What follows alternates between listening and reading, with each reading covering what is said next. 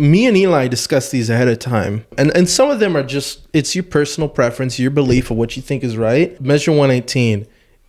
If you vote for this, you're a moron. I'm just gonna say.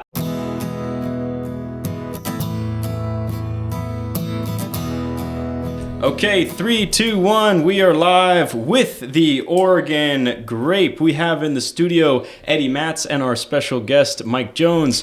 Yeah, I'm showing off my missing tooth here. Yeah, is there a story behind that? Should we figure that Well, out? there is a story behind it, actually. My wife made these little frozen yogurt treat things. Yeah, and they're hard as ice cubes. Yeah, and I was chewing on them. I go, yeah, like I'm, 18 or something. And when the body is rich with calcium, no? Right. And the tooth just snapped off. Right. No way. Right at the gum line. Yeah. And so I got an implant. Yeah. So there's an implant in there, but it has to heal up for like 6 months before they can do the other. And, they wanted $200-300 for one of them little flipper cosmetic teeth. Yeah. Well, I'm gonna give you two pieces of advice. One, get a gold tooth so that you can look like a gangster. Oh, right, yes. And two, come up with a better story than frozen yogurt popsicle. That's just, you got to come up with something better than that. I'm sorry. When you're 60, yeah, this is what your life is. Yeah, that's brilliant. Yeah. Yes. Oh, that's awesome. Well, so in a couple of months here, I'll have a shiny tooth. Yeah, well, I think it gives you more character for the time being. That's right. And I can also make funny jokes. Yeah, makes for better impressions, Oh, that's brilliant. I love it. Yeah. Well, listen, I wanted to have you on here because, you obviously host your show, The Mike Jones Show. And, I wanted to talk about something. We only got like maybe a week left, a little over a week left for this election. By the time this comes out, it would be less. And yeah, I wanted to talk about some of the ballots that are going on, how you feel about some of the candidates. But first of all, do you want to give a little bit about yourself for the viewers and stuff? When did you start hosting your show, by the way? Really not all that long ago. Yeah. I sort of always had the idea, that I have been wanting to do this sort of thing. And just a little bit of history. I moved to Oregon about 20 years ago from Napa, California. Okay. And, I thought, I'm just going to go up here and kind of semi-retire, and retirement blows. That's what I've heard. Anybody I've talked to who's retired is like hated it, went to work a couple years later.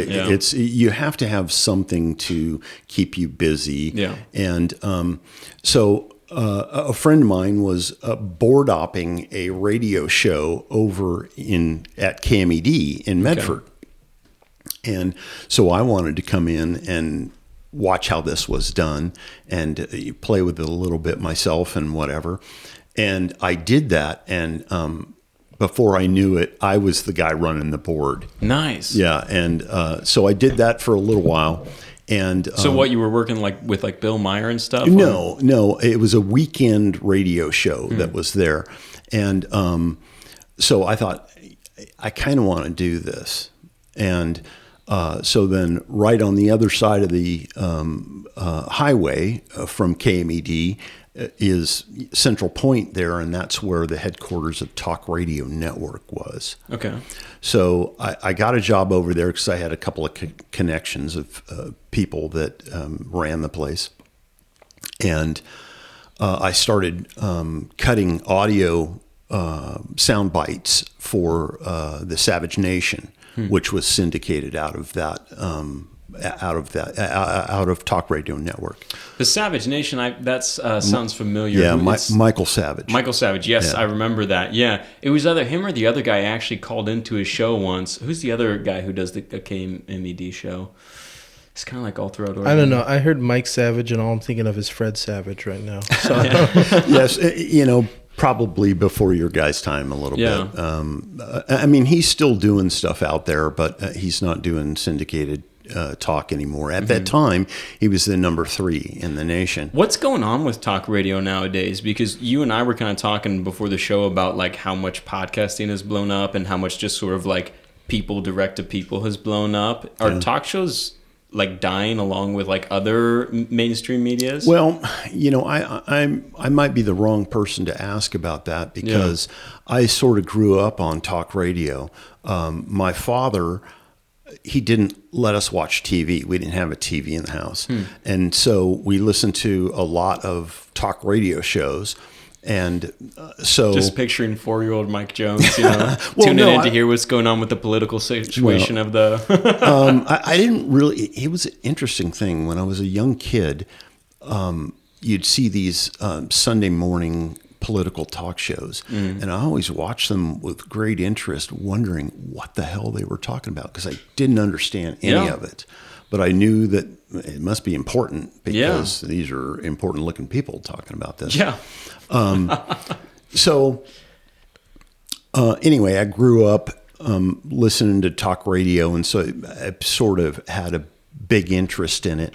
I'm guessing that kids coming up now almost never turn the radio on. Well, what's funny is your story isn't that much different than mine as far as like being exposed to like political conversations early on, because I remember that even when I was a little kid, I would wake up in the morning and go into my parents' room to say good morning, and then they'd usually be watching the news, and I would sit there and watch it with them, and I'm talking like maybe 8 to 10 years old. I would sit in there and watch it, and probably same as you, didn't really know what was going on, but thought it was interesting to see these sometimes they'd have these heated debates between newscasters and guests and stuff, and it was all very interesting. And for the longest time, the political labels, I couldn't figure it out because I wasn't that into it. I didn't understand political ideology that much, and liberal and conservative just confused me. I didn't understand it. But once I did, I became, conservative from the at an early point in my life. I was always conservative because it seemed to make more sense to me than the liberal side of it. And so anyway, to get back to working at Talk Radio Network, I was cutting sound bites for the show and then screening calls, which was fascinating. Because this guy was very, very picky about, the callers that he wanted on the show. Was part of your job making sure that like nobody smarter than him came on or something, or like? No, not really. Because I mean, Michael Savage is a pretty smart guy. Yeah. And so he appreciated intelligent guests. Yeah. Sadly, he was not a very nice guy. With a name like Savage, really? Yeah. if you're asking us to screen people smarter than you, we're not doing that. Yeah. So it wouldn't be hard to find someone smarter than me. You have to scream 99% of the calls. Yeah. So after Talk Radio Network, I went to work for a guy here locally that produced radio shows for magazines like Car and Driver, Road and Track, Sound and Vision, Popular Science, things like that. And I did that for 4 or 5 years. And then I didn't work in that field for the longest, for 5 or 6 years. And then I got into reporting on local politics here in Josephine County. That's when you started doing your own thing, and you were like, "I want to." No, okay, not necessarily, because there was a guy, Dale Matthews, who he videotaped all of the commissioner meetings, and then he would just savagely rip on them, And so we started a live stream show in 2015. And we did that for like a year and a half. So kind of co-hosting it, talking about political exactly. things. It was the Dale and Mike show. Okay, nice. And we did that for a while. And we didn't have a huge following, but we had about, 60 people would watch the show every night. Yeah. And Dale was just obsessed with the thing, so he insisted on doing the show every single day. There was never one day that we took off. Wow. Yeah. And so you get steeped in local politics. Yeah. And learned so much about how, the city and the county run and the dynamics there. Well, one thing like I noticed when we started doing this is I was focusing on my art business. I was focusing on our wellness shop. And then we talked about doing this podcast. And then before I knew it, like 50% of my week was like paying attention to local political things and talking to like commissioners and stuff. And I was like, it was weird how it like suddenly took up my brain, and I was feeling myself like I'm getting like emotionally involved in all these issues. And it was a weird shift. And so I kind of like trying to learn to like, how to disconnect and separate a little bit. But at the same time, that's what I wanted to do. I wanted to be more informed and share it with people. So it's important. Yeah. So when it was really just, not that long ago, I had been doing. I engineer the radio show for it's Perilous World Radio, and it's the studio is right down the street here, and so Monday through Friday from like 9:30 to 11, that show airs, and I set up the live stream and everything for them, and I'm an occasional guest on the show. Yeah. And so then I got a phone call from a guy who said, "Hey, why don't you come down and videotape the announcement for the John West recall?" And Lily Morgan was going to announce this, and it was going to happen at 2:00 on August 2nd, I believe it was. And so I went down there expecting that I sort of had an exclusive notification that this was going to happen, and that I and maybe a few other people would be the only ones in the room. And there was, there was more than 50 people there. Wow. Yeah. And so with that, I thought, okay, I need to know more about this. And so I started digging into some of the details of it, and I found there really wasn't any at the time. They hadn't even put out their that like 7-page pamphlet. Their list of details. There was nothing. Or 11 pages. I don't know. All they had was their bullet point list of these are our grievances against John West. And so, I went to the county fair to interview people about it, and lo and behold, John West is there. So I came up to him, asked him about it. Well, previous to that, I had texted Lily, and I said, "Hey, do you have any more details about this?" And she sent me a link to it was a recording of an ethics hearing regarding John West and the Pipe Fork property, and whether or not there was an ethics issue with him owning a neighboring property. And it turns out that he didn't own the neighboring property. Was that your first episode of the Mike Jones Show? Yeah, was announcing that? Yeah. Interesting. So you've been with the recall. You've been following the recall from the very beginning. Yeah. You watched our episode on it. What were your thoughts getting to hear their rebuttal? Well, I had them. I had the whole recall committee on my show. So you were already pretty familiar with their views on it all. Yeah, I was familiar with all of it. And listen, John West, not perfect, okay?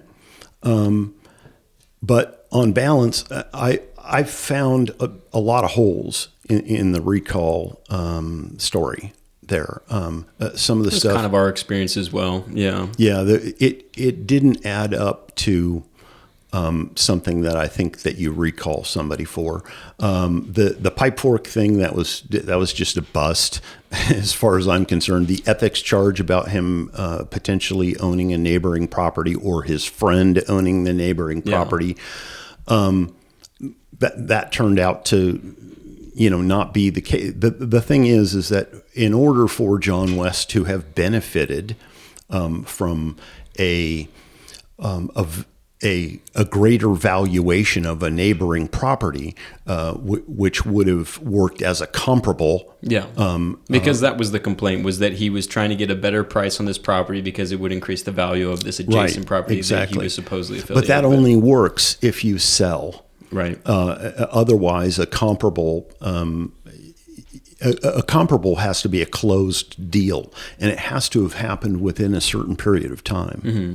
And it's not just if you listed it for this price, suddenly all the property in the area is now valued based off that. Yeah. Right. That I could just ask my neighbor to list his house for $2 million, and then I sell mine for 1.8, and that's a deal. Yes. You know? No, so it's clear it doesn't work like that. And there was, and the thing is from what I heard is that they now took that Pipe Fork property and they grouped it together with another property, and they're selling it for quite a bit more. And one of their complaints was that, he didn't sell this property, and that could have been used to increase, more revenue for the county, right? Yes, and so they list that as, John West has cost you this much money, which is, when in reality you ludicrous. Still own the property. It's not like you lost the property, and so that asset is still owned by the county, and now apparently they're selling it as part of a bigger thing that may even potentially increase revenue for the county even more. So, so it's all, you can see how it plays out, but their claim was pretty thin. Yeah, but the thing is I think what they needed a list of grievances, and so they latched onto that. And there's something interesting about the things that they called out. Pipe Fork. There was a certain number of people that would show up at the commissioner meetings and make a big stink about it. So there's like an activist group connected with that.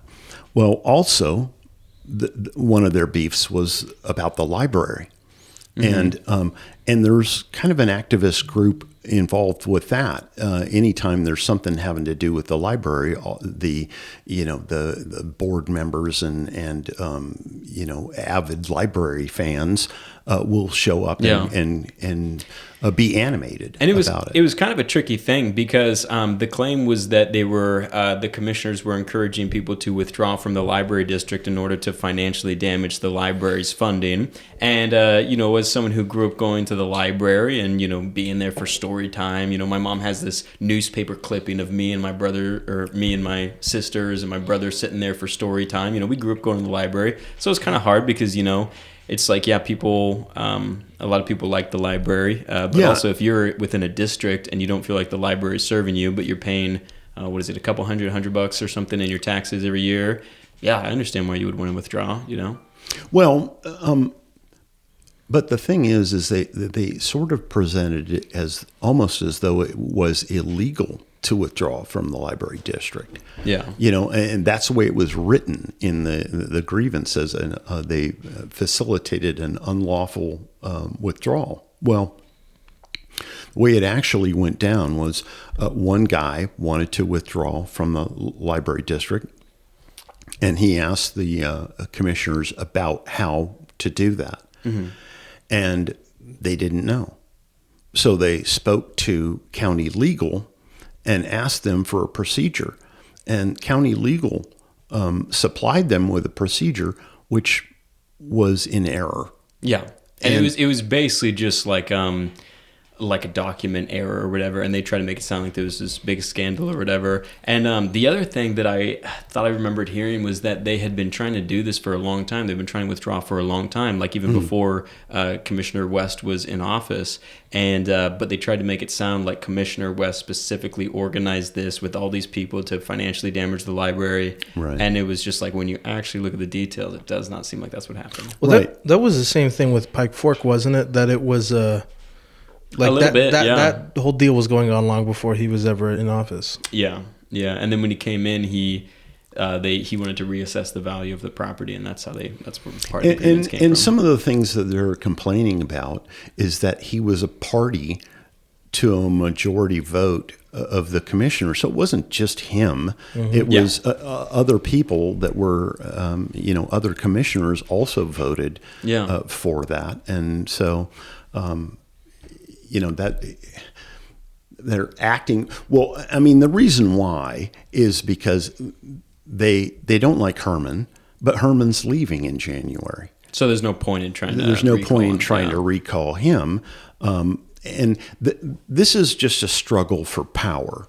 This is a difference in ideologies between the Lily Morgan. Although I was a little surprised to see Lily Morgan behind this, but.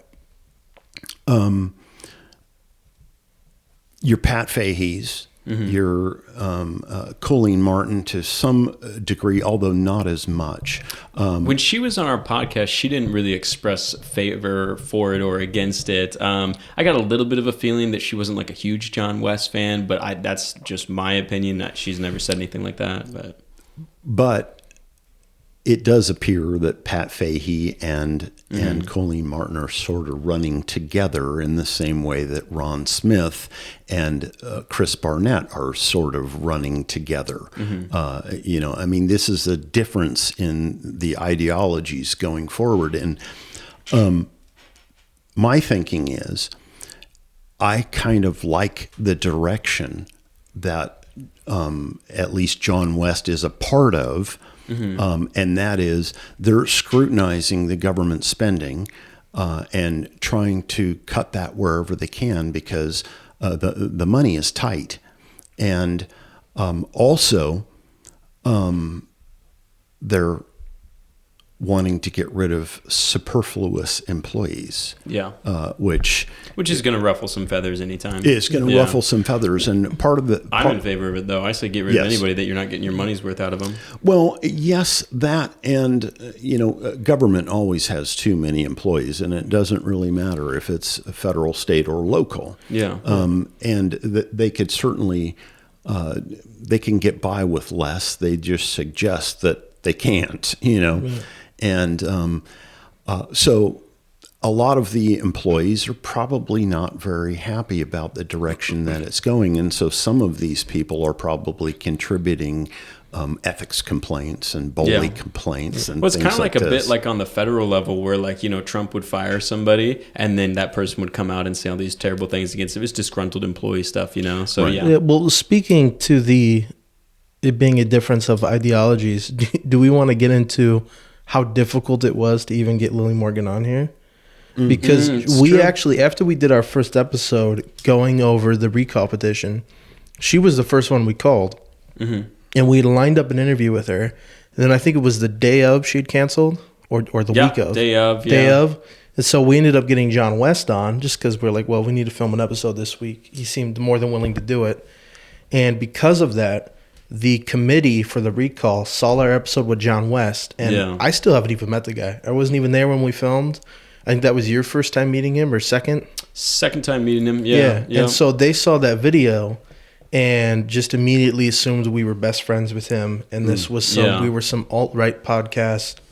And so so when we finally got Lily Morgan and Jay Meredith on here, they were worried about it. Yeah, they had told us that they were advised by the committee to not come on our show at all. Yeah, they thought it was going to be like a gotcha or something. They were just going to berate them on here or something. I wonder who those people would be.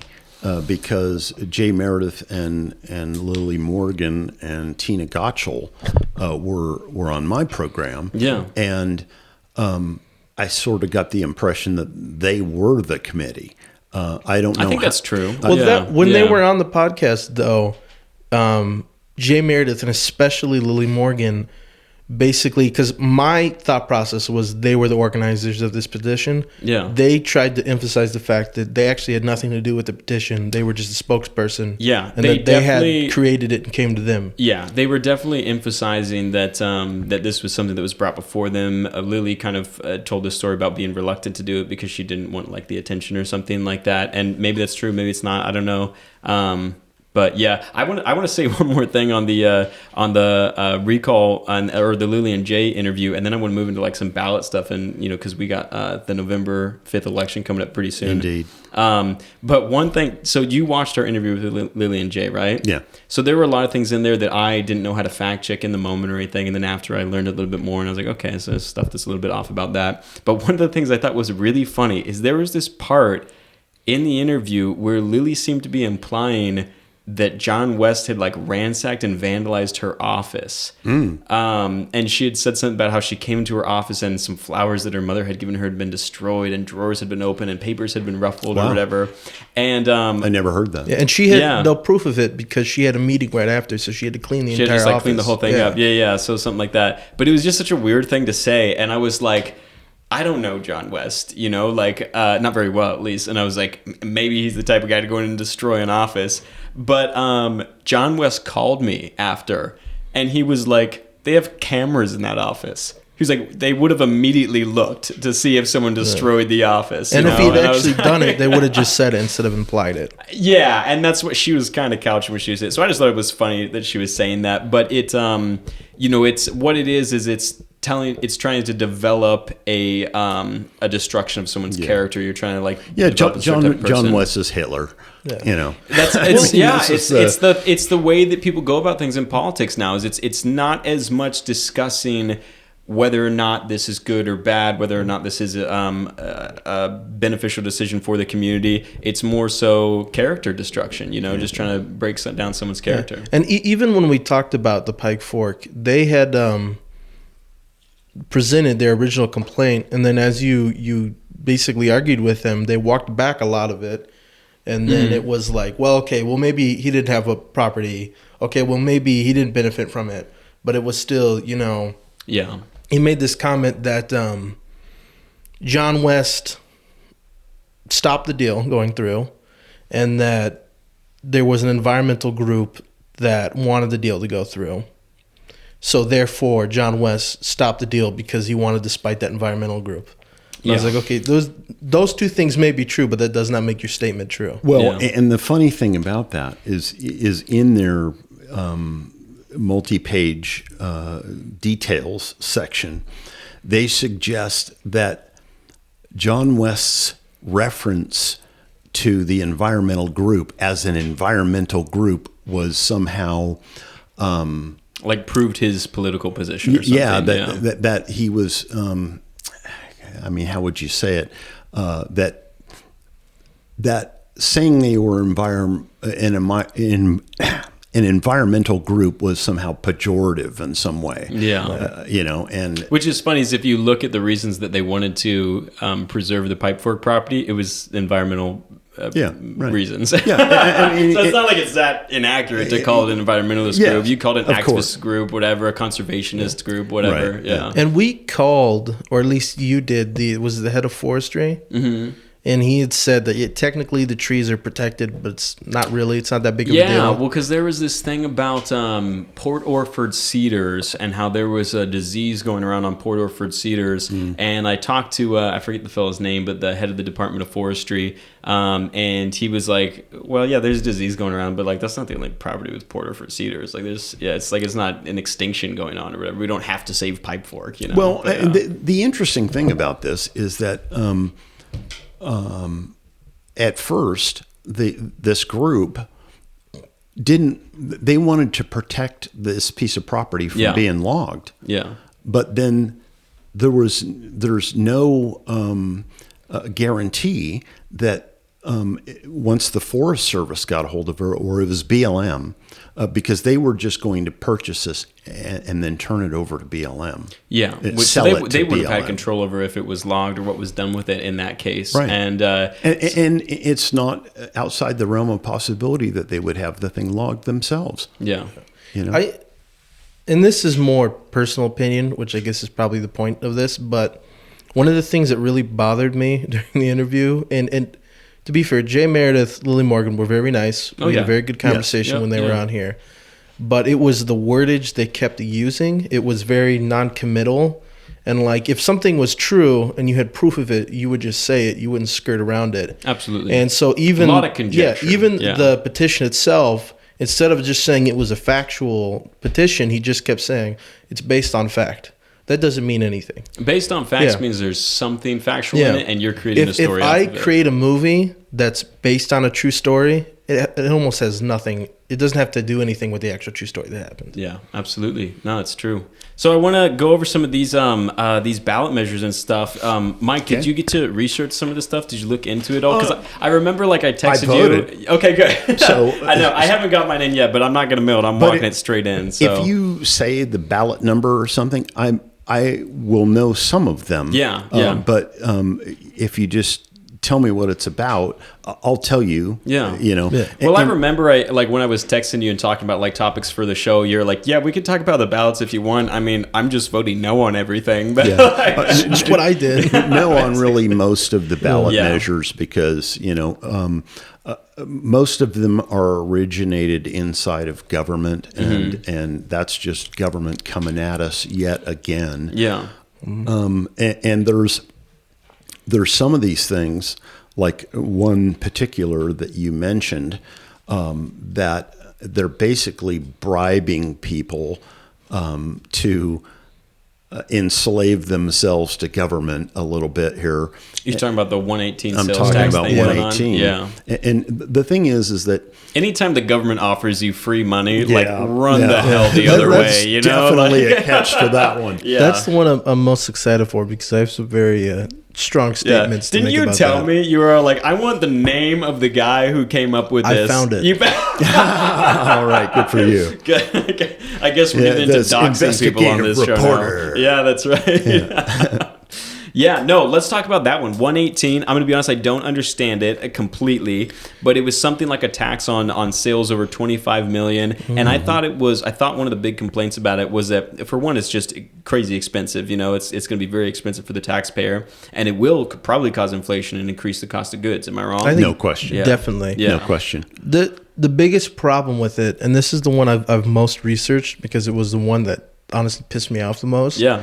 Because it is just like the most... It's a good driver for learning more. Yeah, spite's powerful. Yeah, spite education. But so it's basically, they do this all the time where they're like, they try to get people who don't think of the long term and just want the shirt torn. And they're basically like, hey, we all hate rich people. We all hate corporations. Let's tax them and give the money to you guys. Free money. Yeah. Right. Which is not how the real world don't works. you want a $15 minimum wage? Because a $15 minimum wage, that will just raise, you'll be doing great. You can actually live on a $15 minimum wage. This is what they're suggesting. And then it turns out now a Big Mac meal deal will cost $15. Yeah. And when it used to cost like $6 and or that's really the root of any kind of like corporate tax that they're claiming is going to help the lower class and all that, is that a corporate tax, meaning a tax on the highest earners, the 1 percentile or whatever, that kind of tax, it just turns into a tax for the lower class anyways. Well, in the really form of inflation. Get into this a lot. Basically, this tax that they're going to implement, I would say, is worse than like even regular sales tax, because this is a tax every step of the way involved with the supply chain. Yes. Yeah. And this doesn't affect they keep saying corporations. This affects all businesses, even local ones. When you say every supply chain, you're meaning like at the manufacturer to the distributor to the retailer, it's getting taxed every time? Every single point of the way. Crazy. And so, you think about it, you're the one paying for these things. The price of that product is going up, and this is for things even like your electricity is going to potentially go up with this. Everything you buy. Yeah, everything you buy. And listen, you talk to people right now. Can like bankrupt Oregon in one fell swoop. Yeah, what are people's biggest complaints? One of the biggest is, my freaking grocery bill is outrageous. Yep. I go shopping and I'm shocked every time I walk up to the register with, a small amount of things, and all of a sudden it's like $75. That's these small pricing. Well, they're actually not even small, but they seem small. Maybe $1 more for eggs, whatever. But when you do your actual monthly budget on your groceries, I'm a single guy. I only buy groceries for myself. I'm pretty sure I went from $300 a month to $500 a month on the groceries. So so like you add this sales tax on there, it's going to go from 500 to 700. Who knows? You know, but it's going to be terrible. What's even more frustrating is the reason that people are going to vote for this is for the money. It's for the... yeah, it's like $1,600. Yeah, at one point they were saying $750. Now they're saying $1,600. But what they don't want to tell you, and what's in the fine print of this, is that money is not guaranteed to you. It's just that it's an option that they can do that with At any point, the government decides that the money they're getting from these taxes, that they want to use that and not send it to people every year, they could do that. And that is almost assuredly what's going to happen. Yes, of course. They're not going to. Yeah. It's kind of like your parents telling you, like, maybe I'll get you a PS5 for your birthday, but no guarantees. You know. Like. Well, me and Eli discussed these ahead of time and went through them, and some of them are just, it's your personal preference, your belief of what you think is right. This one, Measure 118. If you vote for this, you're a moron. That's a good soundbite. We'll add that on the Instagram. Have you seen Man on the Street interviews? I mean, I watch a lot of Man on the Street interviews where people are, asking people their opinions on who are you going to vote for, and they say Kamala, and you go, why? And they're like, they don't know. They have no idea. But if they think they're getting $1,600, a lot of people, that's as far as they go. Yeah. I'm shocked and really a little bit frightened by the fact that people don't understand. In this country, we have a blessing for the freedoms that we have, but that blessing comes with a responsibility. You have a civic duty to know what the issues are and to vote with, to submit an educated vote. Uninformed voting is a huge problem, and I almost think that it's encouraged by political parties that are trying to push harmful policies. But as far as the 118 thing, if I could try and convince people to understand one thing about these corporate taxes, these wealthiest earner taxes that they're trying to put on, is that tax does not exist in a vacuum. You're not just taxing this wealthy person and then it stops there. Yes. If you are a wealthy person and you have another $1 million in taxes that you have to pay every year, you have a few options. You can just take the hit. Okay, what are the odds they're going to do that? Or 0. Exactly. You can lower your expenses for your business, which might mean letting go of employees, or you can increase your costs. Every single time something like this has happened, it's always been those latter things. It's always been, we're going to increase our costs, we're going to let people go, damages the economy, you end up paying for it in the lower class anyways. Yeah. It's the simplest thing. There's always been a push for corporate taxes. Because it sounds good to the poor people. I hate this fat cat up here making all this money. And they spend a lot of time cultivating that hatred of corporations. Yeah. And listen, there are some corporations that are bad. I'm not protecting corporations. But what I'm saying is for the product that corporation produces, any extra cost to them is going to be passed on to the end user. Absolutely. That is just the nature of business. Yeah. And for the record, I'm saying this as a starving artist. I'm in that lower class, So I would love that wealthy person's money, but this is the wrong way to do it. It's one of those things that, I'm pretty anti-rich person. We've had conversations about it before. I'm very much in the factor of, I think that's probably the thing I'm most liberal on is eat the rich. But this is not. You're just mad that we stole your land. Yeah. he's like a 16th or something. Oh, yeah. 16th. I don't know what it is. But I mean, seriously, when you really look at this, that's not what this is about at all. Yeah. And it's, like I said, it's not just big corporations. That's what they're selling it on. It's every business around here. Yeah. Yeah. And the other one that I was kind of interested in, and I think I mentioned this to you, Mike, was the ranked choice voting thing. And I'm not going to lie, when I looked at this, I was trying to be unbiased. I was like, ranked choice voting, how does this work? Okay, I vote for this guy, but I also get to choose a second place guy. That's kind of cool. And if my guy doesn't win, I get a second vote, It's like, that's it. Sounds great. Dude, I was almost for a second, I was like, I wonder why we haven't haven't done this. And then you start researching more. I'm like, I understand why we're not doing this. You know?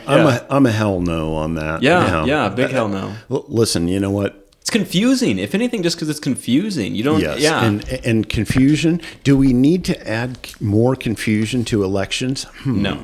Yeah. Well, probably not. It's funny. I have the voters pamphlet right now for the general election for Oregon.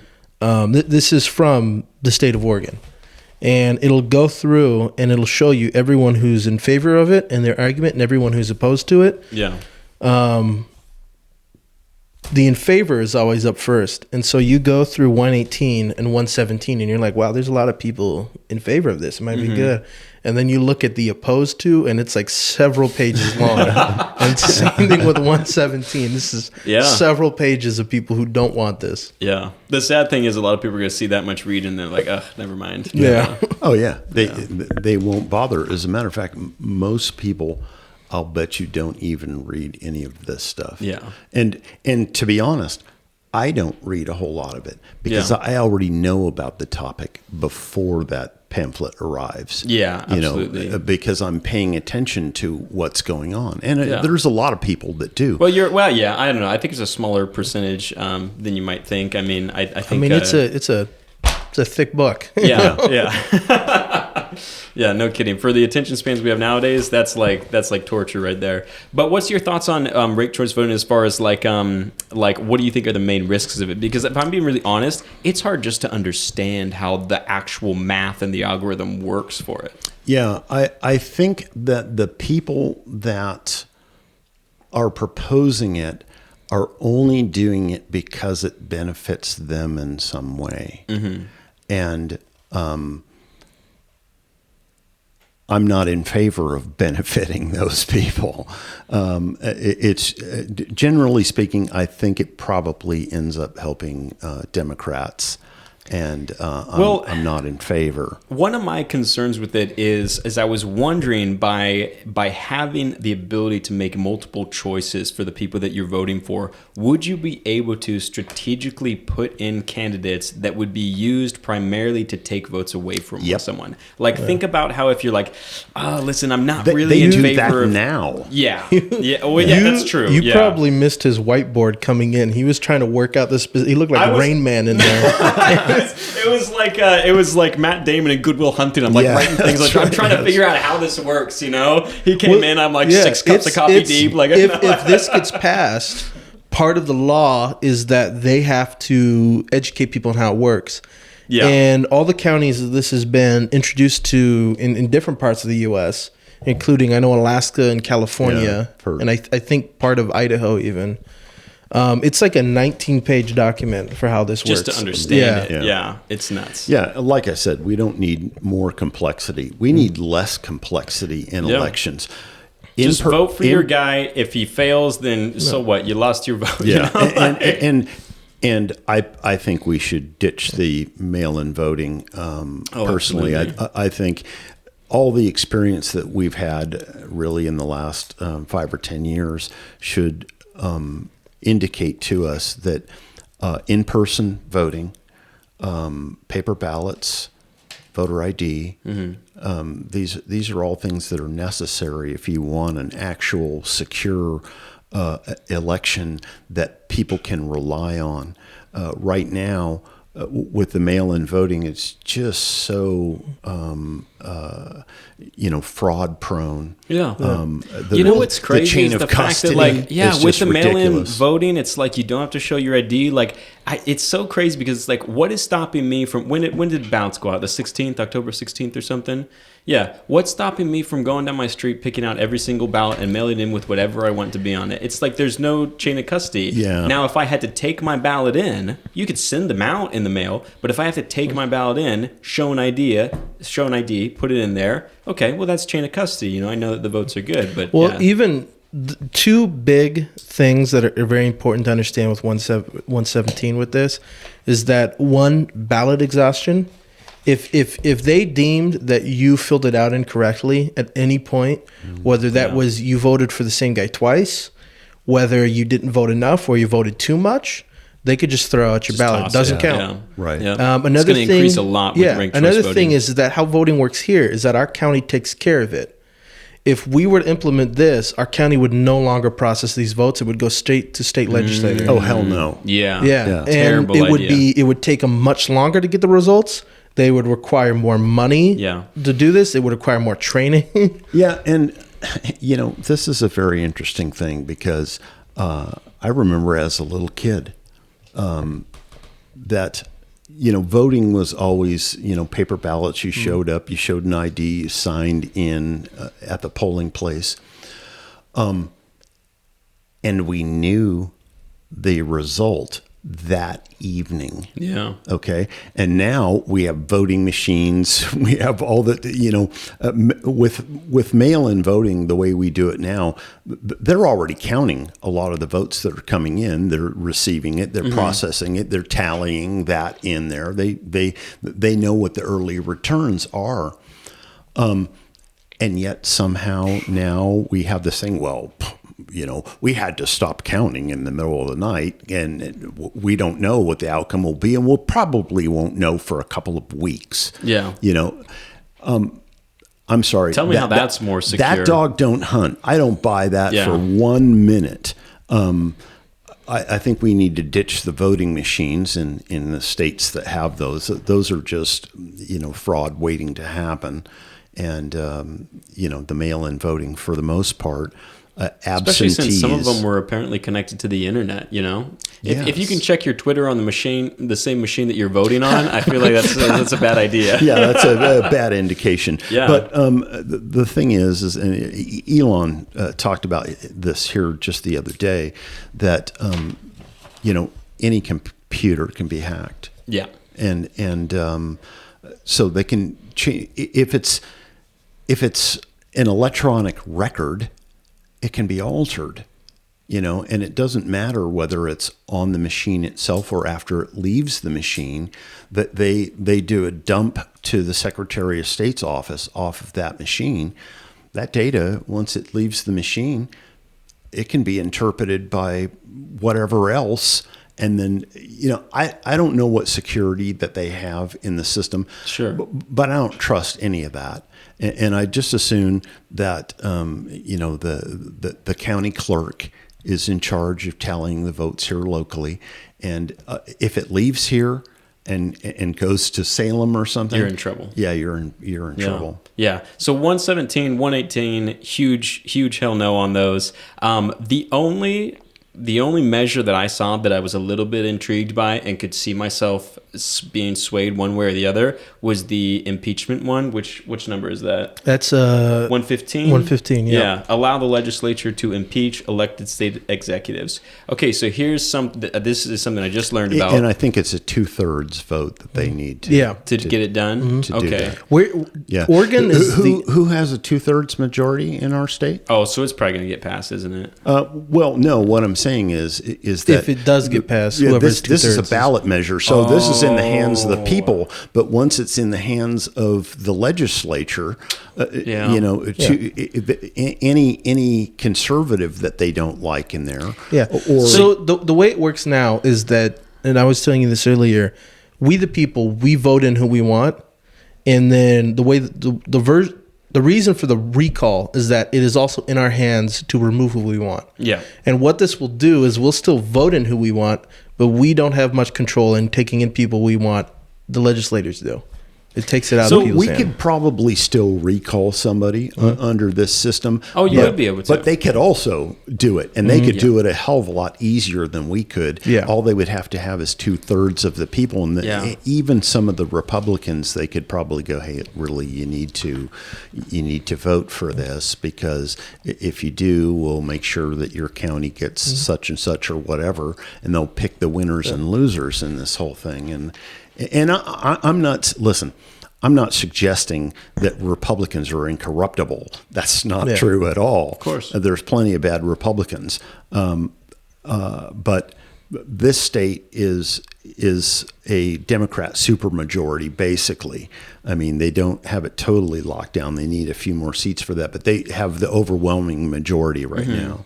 And so I don't know if it's 2/3, but I know that's what they're shooting for. Well, one of the concerns with this is that people aren't going to try to introduce things that go against the grain because they're afraid of, okay, now I'm going to get impeached by the other people who don't agree with me, instead of it just getting shut down. Yes. That's interesting. Yes. Well, and the thing is, one of the reasons that I was a little bit interested in it is because, if I'm not mistaken, Oregon is actually the only state that does not have an ability to impeach elected executives. Okay. And so, the concern about how in Oregon we do have a majority leaning in one particular direction. And so that is obviously a risk, because basically we have not had a conservative governor in a long time. But if we did get one in, well, honestly, with the legislature, they could get him out real quick if they wanted to with an impeachment process. Right. And it's not like you can do that without any basis, like they'd have to come up with a case still. But I can understand the concern. I have heard, arguments in favor of it, and some of them they're not nonsensical.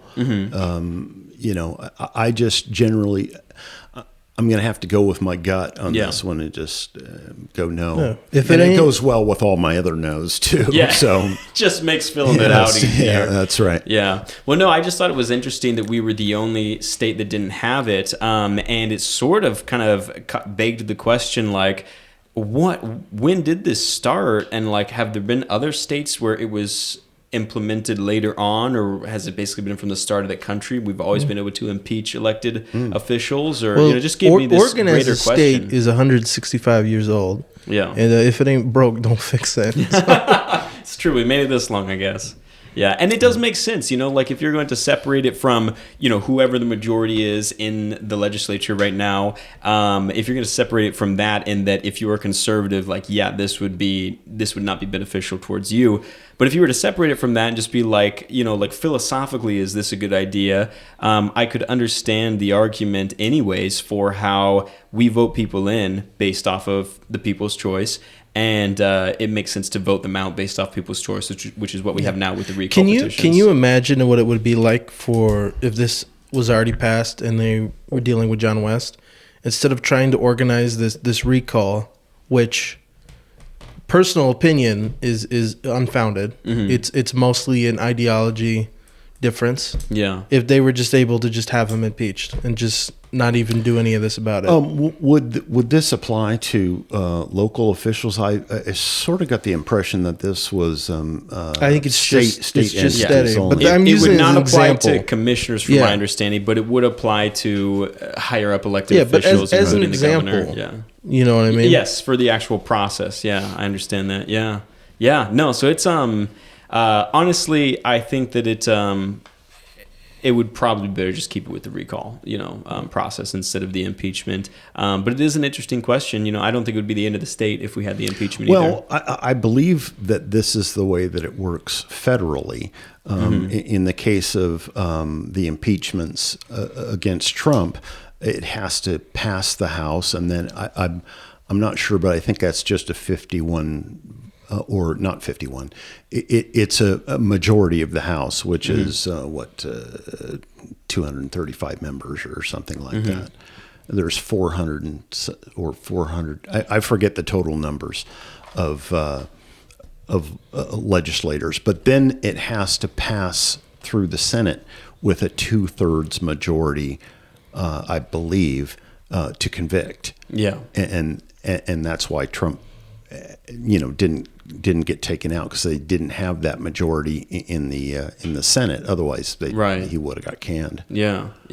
So and that's the thing, is that even if we were to implement the impeachment process here, we obviously have a majority of Democrats and liberals in our legislature, but that doesn't mean that there's not still a process to impeach that you have to go through. So that's why I was like, I wouldn't be the worst thing in the world, but yeah. I mean, I don't think it's ridiculous to have some sort of a procedure to, remove people that are bad. Yeah.